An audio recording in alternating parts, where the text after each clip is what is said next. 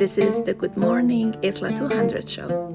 This podcast was prepared by the fall 2023 cohort of Isla 200 Islamic Civilizations at McGill University. Grab a warm drink and tune in as our presenters take you on a deep dive into Islamic hate history with reflections on how they relate to contemporary Muslim life and culture.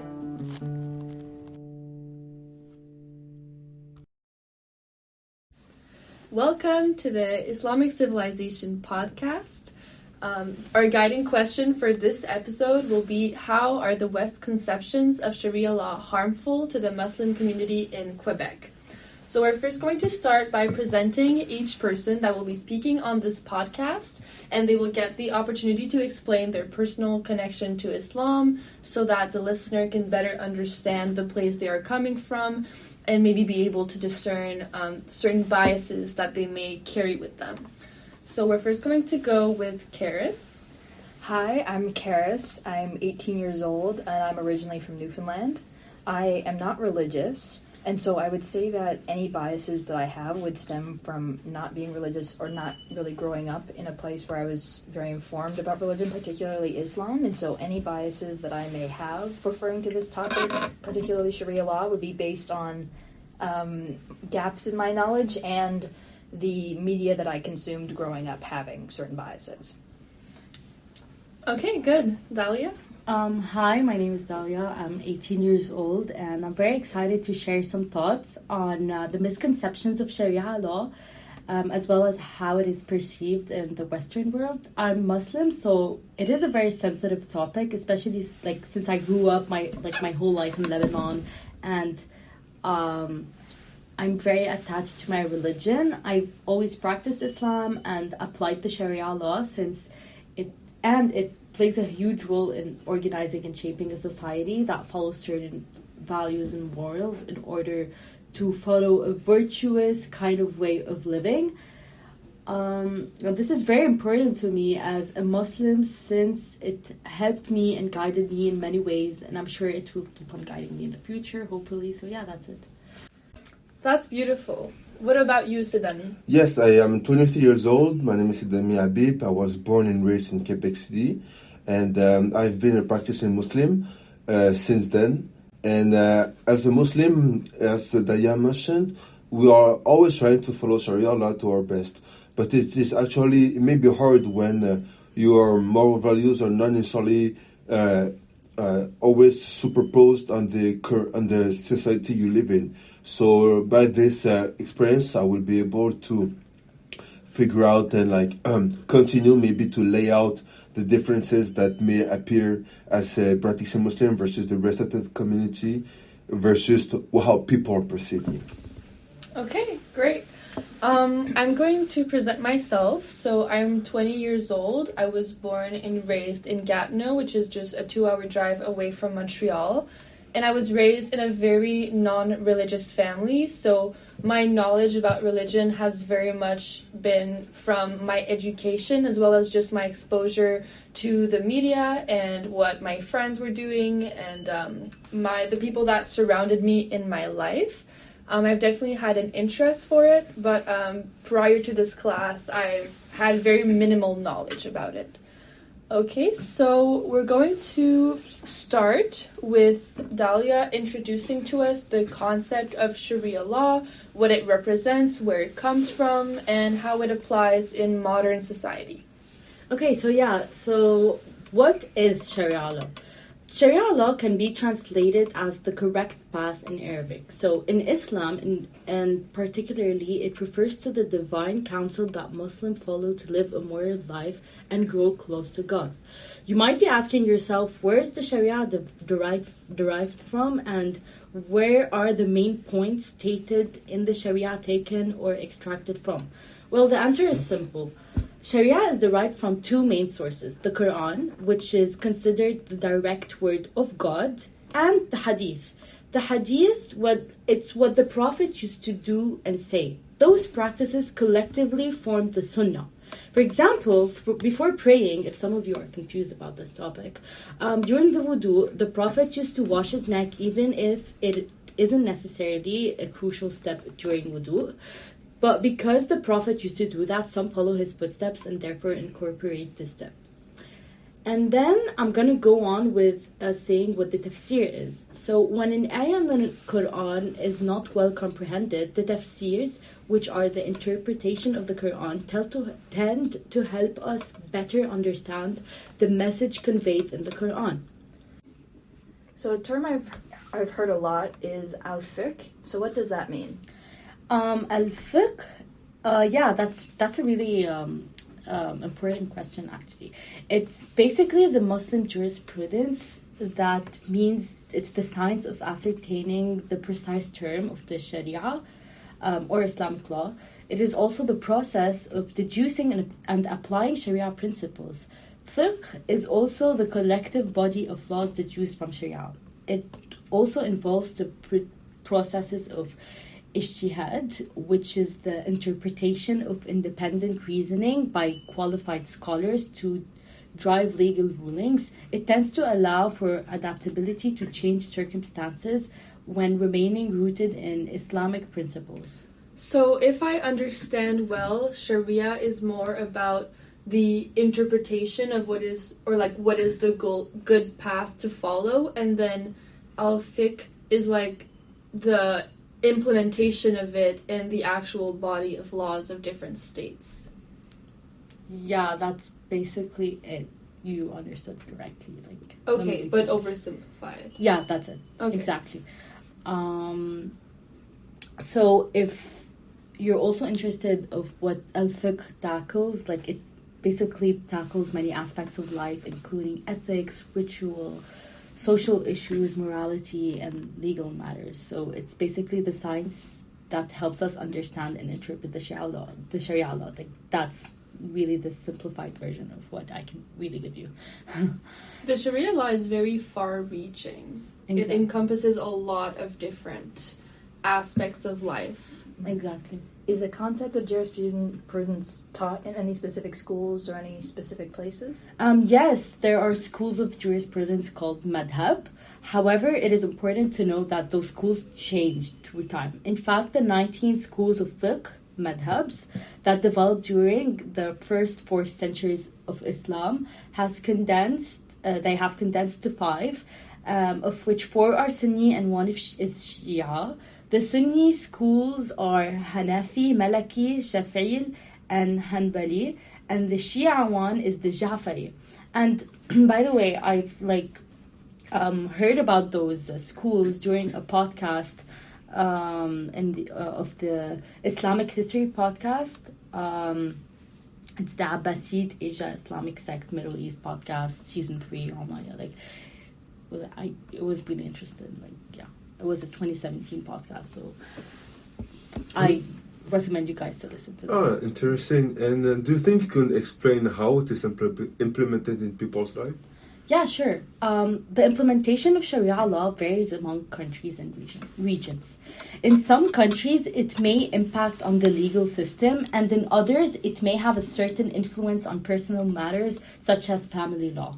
However, this is certainly not the case in Canada, and I'm sure you guys are going to talk about it later on, especially in Quebec. Even though some Canadian Muslims are proposing the implementation of sections of Sharia to settle family disputes outside the court system through tribunals or arbitration committees. But if there's one thing I know for sure is that there's no agreement among Muslims on the law of Sharia. For instance, some countries where Muslim law is applied, such as Tunisia, they have interpreted the law as limiting marriage to monogamy, while others, such as Pakistan, allow polygamy if the first wife agrees. However, in Arabic, we say in adaltuhum. In adaltuhum means that all 4 wives have to be treated equally, which is impossible. Do you guys agree? You can't treat 4 wives equally in real life. We cannot really apply that. In some Sharia schools of jurisprudence, inheritance law favor males. A husband can divorce his wife, leaving her without legal recourse. Financial support for wives can be for a limited time period. Granting of alimony is questionable. division of property can ignore women's interests, and child custody can be given to fathers according to the age of the child. So there certainly is an ongoing debate about the static or evolving nature of jurisprudence and its adaptation to the realities of today's world. Very interesting. So it seems to be something that fluctuates a lot across time and place. Exactly. Would you say that it is almost, when it is implemented into bodies of legislature, would you say that it is almost more of a cultural product than one that is strictly religious? It really depends on the country we're talking about. In Saudi Arabia, especially that Mecca and Medina are important cities of this country. It has been definitely like incorporated into the cultures of the people. However, in countries such as Lebanon, where we have like 18 sects, it's really hard to mix it with the culture. In our parliament, there are many like they're representatives of different religions, so it really depends on the country, even if it's an Arab country or a country in the Middle East. Yeah, that's it. Okay. Wow, very interesting. It's definitely a very complex topic and a complex area of law that mixes a lot of culture, religion, beliefs, and that is very variable and dependent on time and place. All right. So now, Sedami, do you want to talk a little bit more about the Western misconceptions of Sharia law and how they may translate into Islamophobia in the West? Yes, I can try to shed some light about it. So if I want to start about shedding lights, well, we have to start with like a big starting point, which was 9/11. Unfortunately, not for the good reason. Because if 9/11 did shed some light on Muslims, it came with huge biases against them. Because of 9/11, many Westerners, especially in the US, started to believe that Muslims were those barbaric terrorists that like to hijack planes and kill innocents. Yes, and unfortunately, because of that, there has been an uprise of media coverage regarding Muslims. We had like news network like Fox News or CNN just starting their fear-mongering tactics against the Muslim population, not only in the US territory, but also abroad. As I said, Fox News and CNN started to cover people like Taliban who claim to follow Sharia law, and also Iraq with Saddam Hussein, who was actually a secular leader who did not implement Sharia law, but the sheer fact that he was a Muslim was sufficient for people to be scared of the Arabs, as the people call them. And even recently, regarding the situation in Palestine and Israel, people have started to point fingers at Hamas and claiming that, they follow Sharia law, that's why they kill all of those children. I have a quick question actually. I was like scrolling on TikTok last day and I found a video about like an Islamophobic incident that happened in the US. I think it was in New York, and it was like regarding Hamas or something. Yes, indeed. So what is actually surprising is that it was someone named Stuart Wojtowicz, who was actually a former member of the Obama administration. Oh my God. Yes, so he was caught having a harsh word regarding an Arab street vendor that was just selling his food. Exactly, I actually saw that video, yeah. Yeah, so that's the sad thing. Now, because of all of that, people think that Sharia law is about killing babies. So, unfortunately, yes, so it is true that there are that Sharia law is also a criminal code, you know. Muslims try to follow Sharia law, but as my colleague mentioned, Islam in Sharia law is about a whole way of living, not just about worship, but also about how you live your day-to-day life, and also how to rule a city, how to rule a country. So there is indeed a criminal code where there are punishments such as death penalty that we call hudud. But this is not something that Muslims do willy-nilly, just killing the first people they see, not applying Sharia law. This is actually a big misconception that people have. And if we want to talk about that, people were complaining about like death penalty that Muslims may or may not even apply, because it is not that applied in many of the Muslim countries. We have to also remember that in some states in the U.S., death penalty is also still a thing. So we also want to remind that I just said it, but since Sharia law is not only about worship, it's about morals and values. The sheer fact that, for instance, there is a punishment if someone is caught committing adultery, but adultery is not illegal in Canada, but it is in some Muslim countries, regardless of if they apply the punishment regarding this. So this is an example. Yes, another example I can mention, I'm going to quote the hadith actually. So Abu Hurairah reported, the Messenger of Allah, peace and blessings be upon him, said, "Verily, the servant may speak a single word of which he plummets into the hellfire farther than the distance between the east and the west."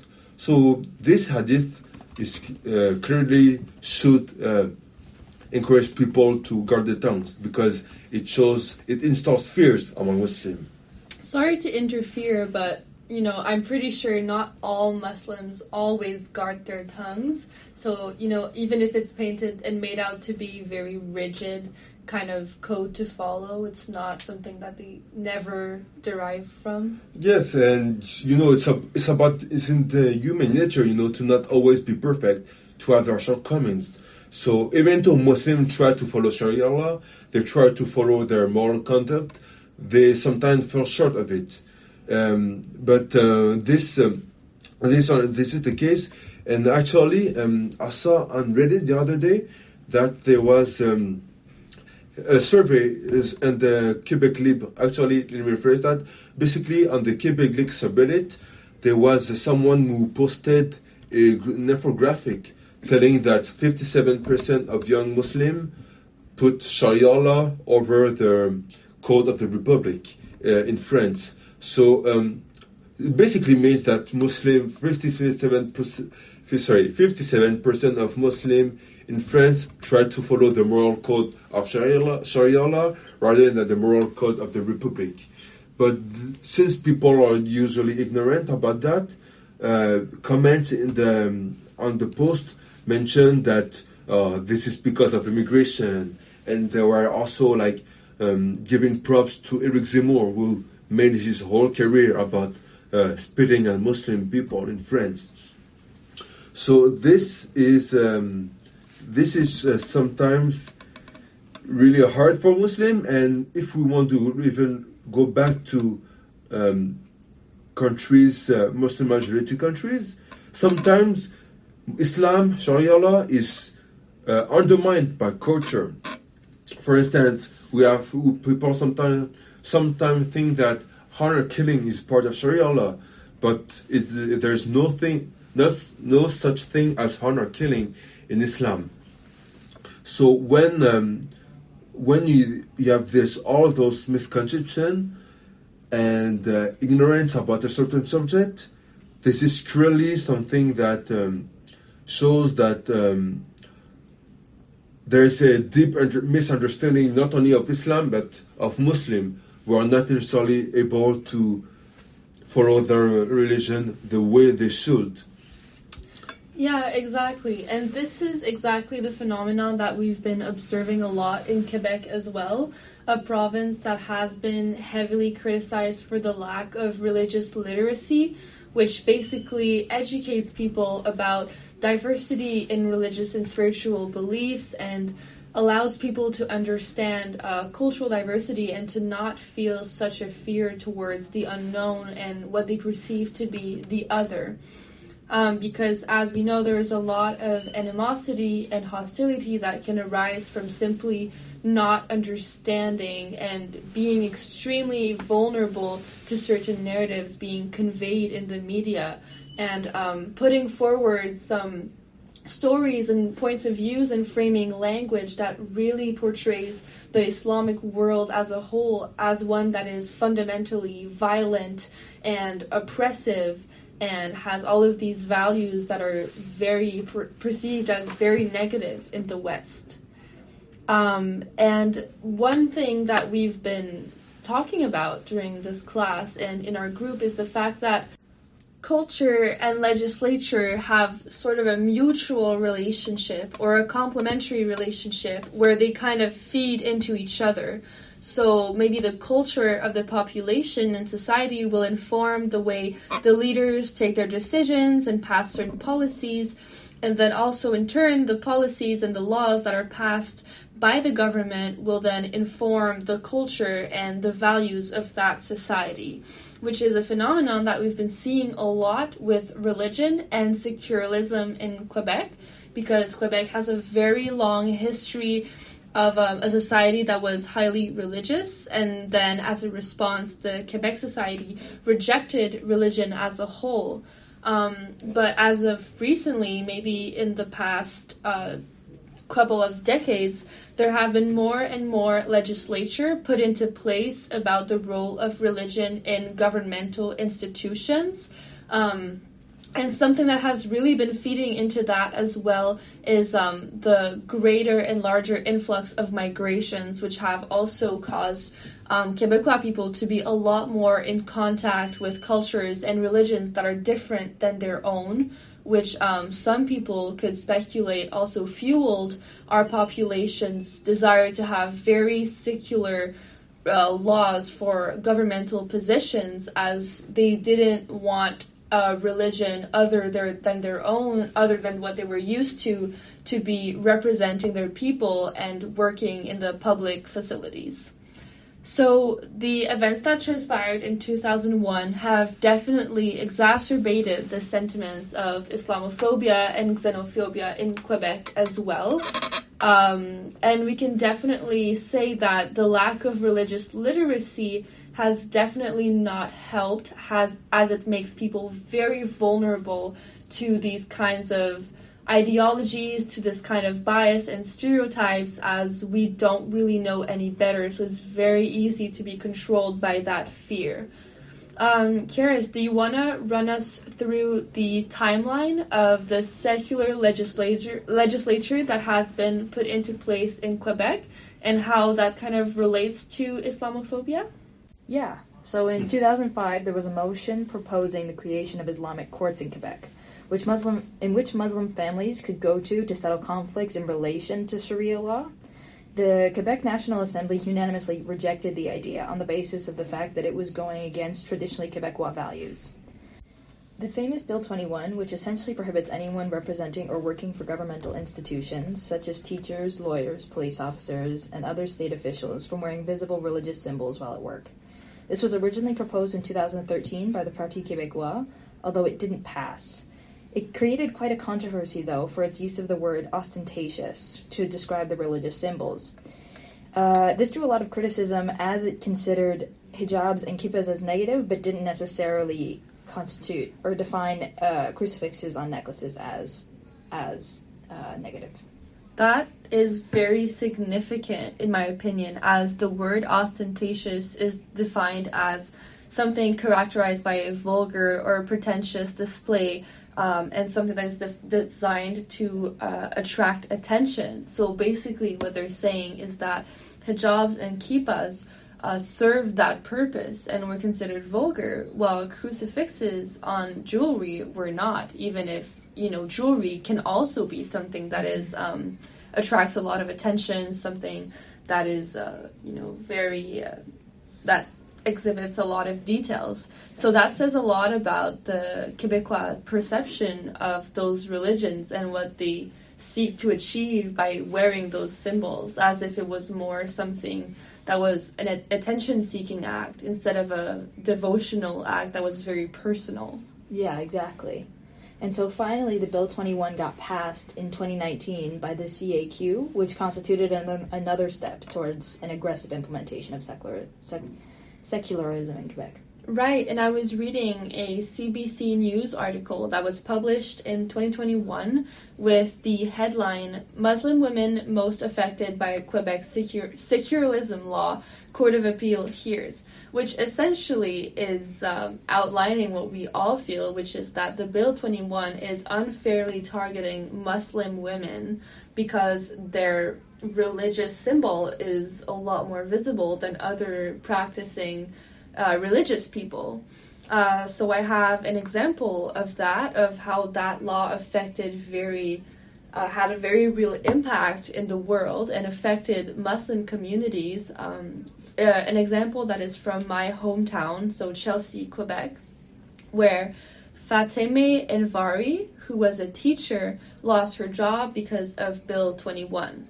So basically, Pascal Bérubé, a member of the National Assembly, which represented the Parti Québécois, said that the reason this teacher doesn't have a job is because she didn't respect the law. The law is for everyone, and she tried to make a statement wearing a hijab, which is a very interesting link that brings us back to the fact that it's a supposedly ostentatious symbol. So, did she really try to make a statement wearing a hijab, or was she just committing to her religious faith through that? And Bérubé continued by saying that Envari had a choice to make, her job or her religion, which, in my opinion, is a very unfair thing to ask of someone, to choose between what may be their vocation, what may be their livelihood, what they're studied in, and their faith, their religion, like something that is very integral to their person. It's not a choice that is easy to make at all when you believe in something at your core. Bérubé said they're not going well together. So he's essentially implying that those things are mutually exclusive. You can either be religious or be a part of Quebecois society. Or let me rephrase that, you can either be Muslim or be a part of Quebec society. And the most ironic part of it all, actually, is that I'm assuming the school wanted to keep her as part of the establishment, so they removed her from her teaching position and tasked her with being the representative of inclusion and diversity literacy. I mean, just how ironic is it that she was prevented from teaching, but then she was also tasked with representing the very reason why she was affected by the Islamophobia in the first place. Like, she was affected by it partly because of Quebec's lack of religious literacy, and now she's being asked to basically solve this issue that she's the prime victim for. That was very outrageous, in my opinion. Definitely. Something else that I think is really important to talk about is how to improve religious literacy and other ways to combat Islamophobia that have been fueled in Quebec in recent years.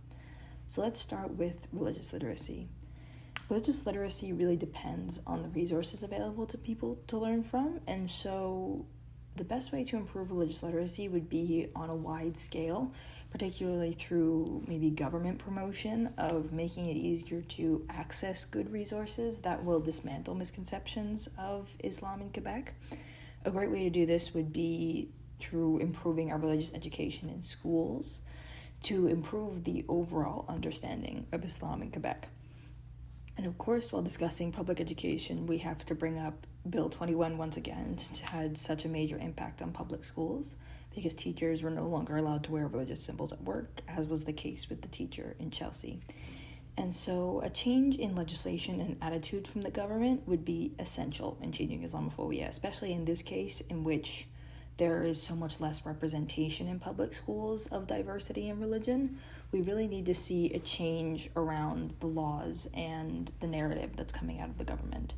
While these laws are still in place, there will continue to be exclusion and Islamophobia, not just in the public forum, but in society, since this is what it promotes.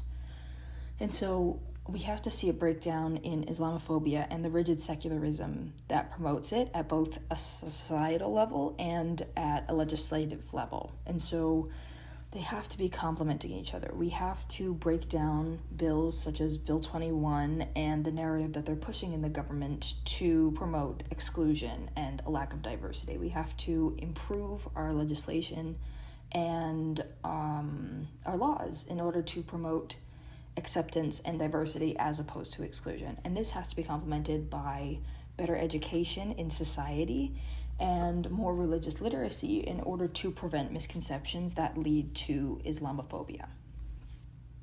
Well, thank you so much, everyone, for this very constructive discussion.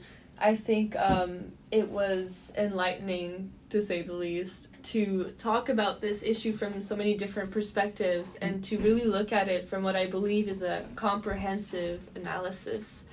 Do you have any final thoughts? I'm really glad that we were able to deconstruct the misconceptions in the West that are actively hurting people, especially in Quebec society, where we see deeper entrenchment every day in sort of secularism and negative effects on Muslim people.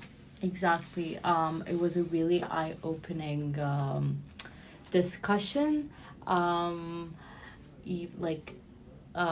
Discussing, even though like two of us are Muslims and two of you aren't really like practicing.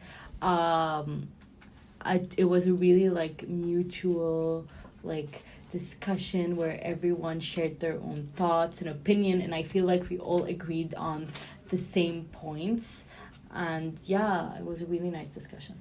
Sedami? Yes, indeed. Thank you, everybody, for this session.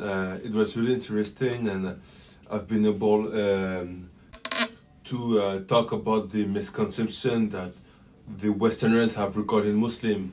As I mentioned, trying to frame Islam as a bloodthirsty religion where we just kill the first random civilian that we see. This is really something that we need to continue to fight against in order for Muslim and non-Muslim to live side by side. Even though it may seem a bit utopic to hold hands and sing songs and shine sun and rainbows, it is definitely a work that all of us have to get into in order to live peacefully in a society. Exactly. Absolutely. Okay, I think we can end it here. وشكرا لمتابعتكم.